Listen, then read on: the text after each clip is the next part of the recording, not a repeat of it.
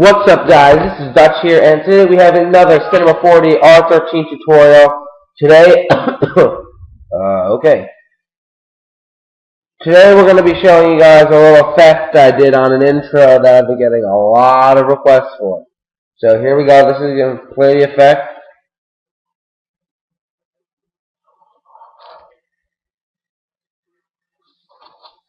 Okay, so let me go back to the beginning here, and this is the effect we're going to be doing. This right at the beginning, the text kind of grows out of itself, like all over the place, and it looks pretty sweet, right? Yeah, that's what I thought. So, yeah, I liked it a lot. We're going to go ahead and do this effect, and what the hell is this telling me? Yes. Anyway, so first you need Photoshop, okay? If you don't have Photoshop, you can't do this. I'm sorry. This is mainly based in Photoshop, surprisingly. The hard part is in Photoshop. So, you can open up Photoshop. Wow, dude, holy shit, my computer's going flat.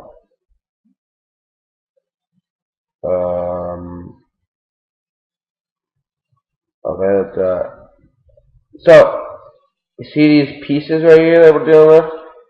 Like, you can see one is like right here, kinda. Let's get another one. One is, right here, this little slice right here. Those are pen tool. So you need to do is you gotta get a font, obviously. You gotta get something, you're gonna pen tool. Okay, I'm just gonna make it say, just TC Encyclopedia, just letter. It's kind of basic. And I really don't feel like spending too much time in the tutorial. You guys can obviously do a lot more intense than what I'm going to do here. Because this is actually going to be important to you. Anyway, so here I make my letter. And you're going to want to drag a little guide onto it. And then you're going to take the letter and you're going to need to rotate it. What? No. Oh, I have to rasterize the layer. Okay, so you're going to want to rasterize your layer. Try that. And you're going to want to rotate it to whatever you feel would look best as the little axis. So I'm going to put it like right there, because that's what I'm going to do. Goes on the skin. And it looks better on angles. Like if you can see here, this one is right down the middle right there. The T appears to be right there, but I'm not entirely sure. And then the S, I believe is right here. Where this little crack is right there. So right down the middle there. So, yeah, you want to have some variation too. You don't want to do it the same thing. So what you just do is you just make another guide and do the same thing for each letter. Okay, so I'm going to zoom in to 300% here. Because you really want to see, you really need to make this pretty exact. I mean, you don't, because as you can see, I obviously missed the curve at the top here, but it really doesn't matter, and this doesn't really line up too well. But you know what? That's going to happen with this because it is hand-drawn. But other than that, I feel it's pretty good. Like you can't tell that this is a bunch of pieces right here. You just can't, and neither can you there. But if you scroll back, you'll see that this is 3 pieces right up here alone. 4 pieces actually, and it just looks like it's a 1. So this little line maybe right there. But yeah, oh, and we'll save this little text growing effect. That's a tutorial by a friend, Joe's Effects, I think it is. So, I'm going to link that in the description if you guys want to know that. Thank you to him. So, anyway, what we're going to start to do is you're just going to want to randomize kind of. So, you're going to start at the guide, and you want to go to the edge, let's say, and then up here. And I'm only going to do like 7 slices here, because, obviously, I don't want to spend too much time on this, but in your video, you're going to want to do a lot more than that. You're going to want to have like 13 slices per letter, let's say. Let's say is the standard. I think that's what I tried to do for mine. Maybe 11, 12, or 13. So this would, in realistic, this would be cut off like right here, and then this would be a corner piece, but I'm not going to bother with that. So anyway, then you only want to use the axis, because that's like what your like starting little shit is. So now I'm going to just go like down to here. And I told you, as I said, I'm making these big because I don't want to bother. And you want to try to line these up. See how there's like barely any crack between them? That's what you want to get. Because otherwise, it'll look like there's like your pieces are separate, not one letter. And you really don't want that. Alright, so now I'm gonna go over to here. And you might be thinking it's not gonna look so good in Photoshop, but then in Cinema 4D you'll see it looks pretty sweet. So you kind of get the idea, I think. I'll do a few more here because you want to get it random. You don't want to just have a bunch of lines like going down the side. So like right here, I might just go like this, go way out to the side, and then like this, and cut this off as a triangle, let's say, sort of looking thing, a kite. And then I'm gonna go and I'm gonna pause this and I'm gonna pick this back up once I have this whole thing cut out. Okay.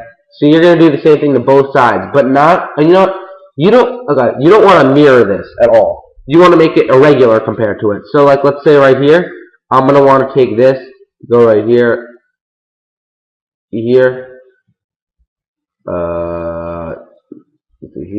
here, and then back to here. So it's like totally like irrelevant to the other side, because that's how you kind of get like this nice little separation that we're seeing right here.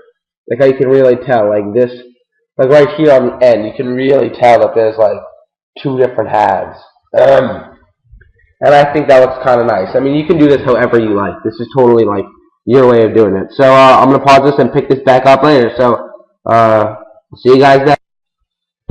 Hey, what's up, guys? This is Dutch here, and I'm back, and I have pen tooled this. I kind of missed a little thing right there. It's a little off. But that's okay, because it doesn't really matter to me, because obviously I don't really care about this.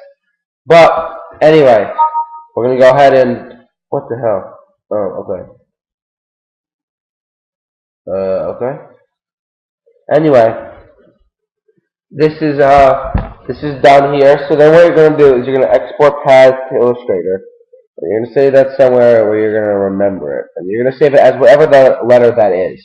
You're not going to do all the letters at once, because then you'll get messed up. Because once you do one, you can't really go back on the paths in Photoshop.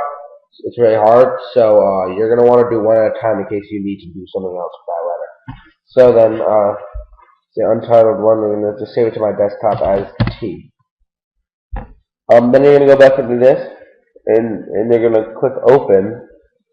Right, and you're going to go to your desktop. Oh, I'm in the wrong folder here. And you're going to go find that. And we'll click it, open that, click OK. Alright, and then you see you have all of our paths right here. And they're in the shape of that letter. Yes, this is the only way to do it. You can't like Throwsy it or anything, I don't think. So anyway, you're going to go to New, and paste that in there. And then you're going to want to zero out the coordinates. And change, I think it's the banking, yeah. To like, just gotta change it to whatever you want to even it out. You want to make it flat. So to me that looks pretty flat. Sorry. I'm just gonna put this up on the y-axis. All right, this is where the actual Cinema 4D comes in here. Sorry, I'm a little sick. So you're gonna add an extrude NURBS and name this Orig. Alright, because you're going to need to duplicate this like 45 times throughout this process. Okay, then you're going to grab a rectangular spline.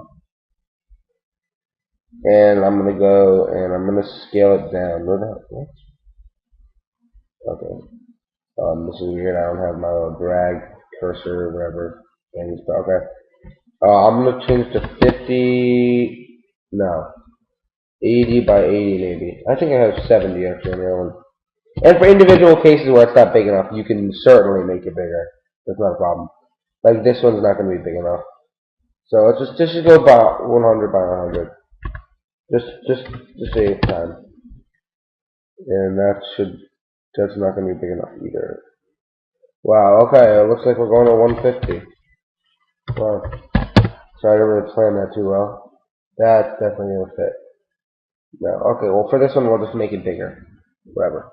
Doesn't matter. Okay, then you're going to want to do, this is the key to the effect. Okay, ready? You're going to go to the modeling tab, and you're going to grab a spline mask, and you're going to drag that into the extrude NURBS. Drag this rectangle into there. Under the spline mask. And for the spline mask, yeah, you're going to want A union B. Now sometimes it's going to glitch, and you're going to need to change it to A subtract B, and just reposition your rectangle. But anyway, Then you're gonna see how to do this. I'm only gonna do a few because it's really easy once you get the hang of it. You're gonna duplicate this path above the rectangle, okay? Above the rectangle, and I don't have check hierarchy up there. Okay. Then you're gonna want what? Yeah, A union B, right? And then okay, that's really weird.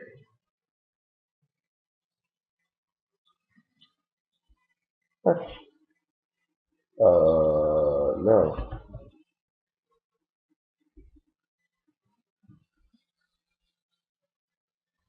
I don't think it's this, but oh, here, this is. I think it's just glitching out. I actually show you. See, is it? Yeah, well, see, look, how it changes colors right there. But this is whack.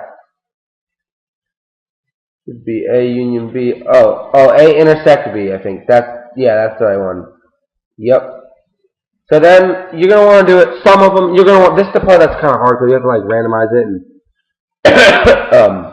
place things where you want. So just for this right here, for the sake of this, I'm just gonna go here, and you're gonna go like 60 frames back. I think it is. I think it's 60, maybe 55, and you can just change it in the animation window. You can just drag all the keyframes. That's what I did because I did 30 the first time. It was way too fast. So you're gonna want to put a keyframe there. Oh, and you want to uncheck all this shit. You do not want to check rotation. Rotation is bad. So go back to 1 and make sure it's not touching anything, okay? Make sure that your thing is like blank. And you're going to 1 and then let's just do 50 just because it's easy. Then you're going to go here to where the whole thing is set. And then if you drag back in the timeline, it's going to be like that. Right? Okay, then you're going to duplicate this because this is the real ridge. And then you're going to name this T1, let's say. Or I did like T top 1. Or this is T bottom 1. Okay, and then you can duplicate this if you want. You can duplicate either one. Just make sure you have a backup of some sort. And you're going to delete the path 1 from this, and then you're going to add path 2. Whoa, can you imagine that? You need both paths. Whoa. Okay, then you obviously don't want the same thing because it'll just look like they're together. So for this one, let's say I want to make it come out of the axis. Or like, okay, I'm gonna start calling this thing the axis, but it's obviously really not an axis. But we're just gonna call it that because that's easy. So I'm gonna keyframe this right here. I'm gonna delete this keyframe, so I have like a clean slate here. And I'm gonna go to keyframe 1, and I'm gonna put it right here. And you'll see why it's okay that I have something touching in a second. Because I'm gonna keyframe this here, but then once I rotate it, I think I'm gonna rotate it on the banking again. Yes, I want to make it so that like this. You see how like this is not even? You want to make this even. So right there, for me, negative 43 seems to be the magic number. So right there, we're going to need to move this back up. And now it's really easy because that green axis, or one of the axes, is going to be in line with the direction you're going. If this is flat, that makes it really easy. So you don't want to make it too far off because then it's just like kind of stupid. You want to have a little bit of variation too. So let's say that we make this from 60. And then just right to there. And then, see, so then you're starting to get a hang of this effect right here, right? Let's do a few more here. And then I'll show you. So, we'll do one more. Yeah, let's do this one right here, whatever the path this is.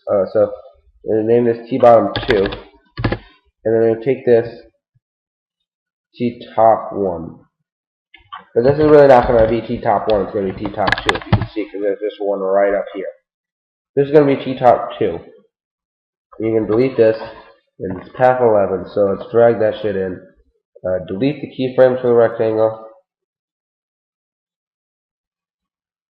Okay. Then you're gonna go right here, and let's see where we want this one to come in from. We want this one to come in from over here.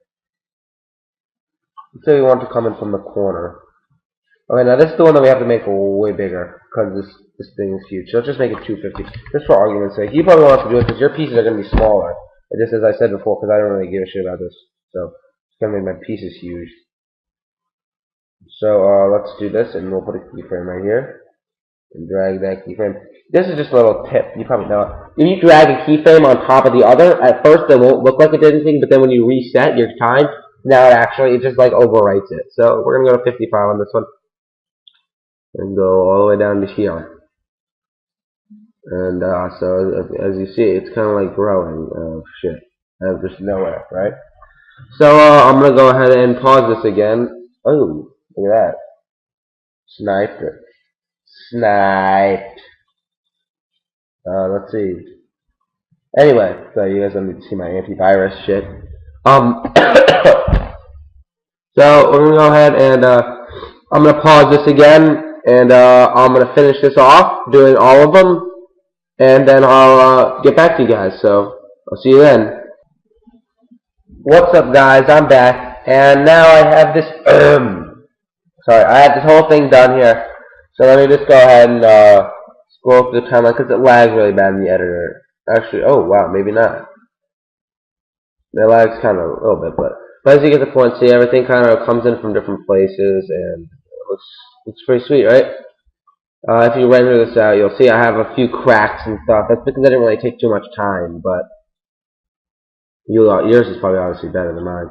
So anyway, what you're gonna want to do is you're gonna take this, right, and you're gonna group this, and you're gonna say back. Oh shit! What the hell is that? And you're gonna say back, and then you're gonna take this back, right, and oh, what the hell's going on right there?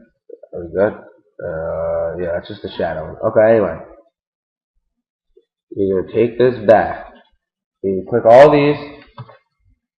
Then you go to object, and you want. It depends on how much you want this. I'm gonna say, well, 5 is a little too short. You know, let's just leave it. Let's say 4. No, 7. 7 seems to be good for me. And I'm gonna put some caps on this.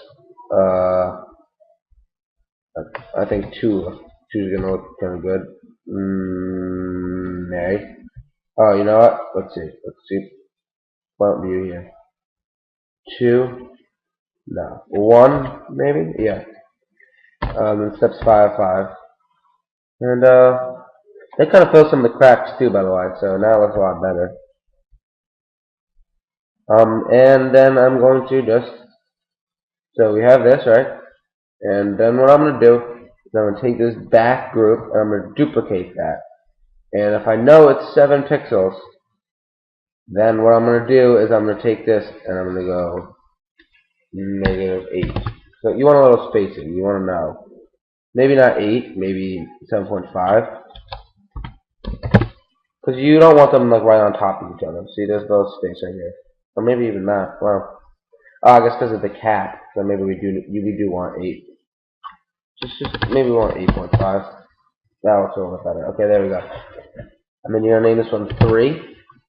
This doesn't really matter what you name. This is just how I kept organizing. This one's gonna be 2. And if you add 8.5 to 8.5, you get 17. So -17. Is my math correct? It looks like it. Then we're going to take 2 and we're going to duplicate this, and this is going to be front. And this is going to be, if you add 8.5, this is -25.5. Not 125. Wow, just 25.5. And there you go. Then you have 4. But if you play through this timeline, you'll see they all do the same thing. And there's no like change or anything. So it's kind of bad. So we're gonna do the back is gonna be your standard. So you're gonna take number 3 and you're gonna right click select children. So now you have everything selected. And you're just gonna take all these keyframes and you're gonna move it 5 frames forward to frame 5. Then you're gonna right click for number 2 and then just select children and take all these keyframes and move it to 10. So another 5 from number 3. And then you're going to take the front one finally and select all, or select children, and move this up to 15. And now, if you watch, you'll see, oh yeah, look at that. And now that does look pretty good. Now we're going to go ahead and light this, alright, because I know you guys are going to want to know how to light this. So I'm going to make a white material. You can do whatever you want. I'm going to add a reflection of 20 and 17, let's say. And I'm going to go to the luminance, and I'm just going to add 20% luminance, just to make it white. Yeah, looks good. And we're just going to drag that onto all of our groups. This one really doesn't matter, because this one's not doing anything. Now, if we run this out, let's see, it doesn't do anything, right? Because we don't have any lighting. So, in the original, I had a little nice looking floor going. In this, I'm not. I'm just going to have a, I'll just have a little fading disc going on here. You know what? Nah. We'll just do a floor. We'll just do an infinite floor here. So just take this and drag background. Do compositing background. Compositing background. Make another a floor material.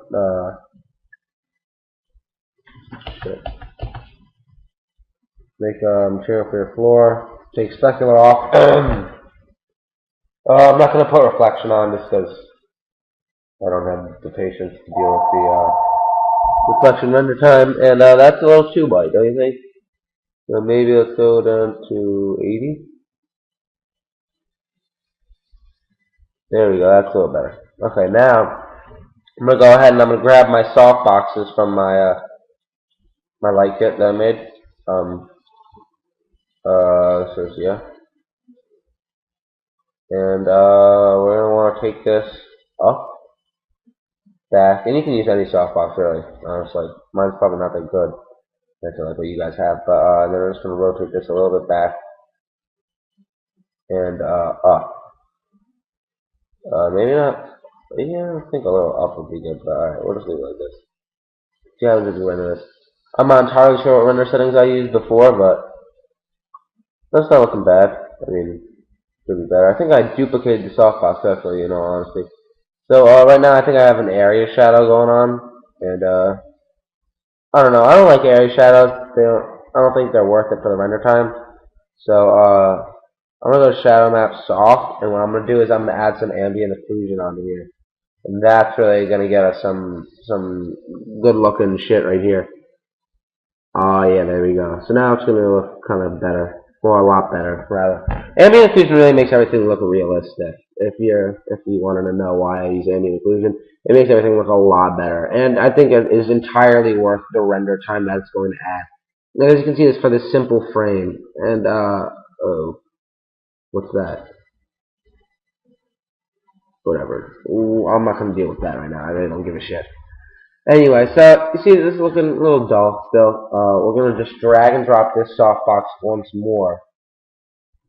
So we get a little bit more lighting, and we're just gonna drag this one up, and I'm gonna take my fall off decay, and I'm just gonna make it bigger like that.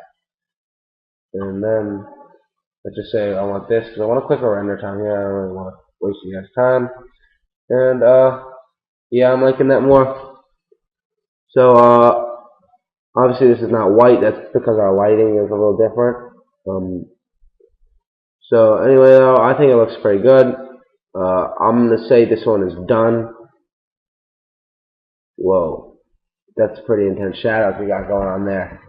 I'm gonna fix that, but that's just because this softbox is making a shadow of that softbox. That's what's going on there. So this one we're just gonna take the shadows off. Change this to like, yeah, and then this. Well, how are you doing on time here? Oh, 23 minutes. Wow. That's actually a lot better than I thought. I thought I was going for like 35 on this. But anyway, I hope you guys liked the tutorial. That's pretty much how you do it. That's it, right there. So yeah, thanks for watching, guys. I'll see you guys later. Any questions you can ask me. So yep, peace.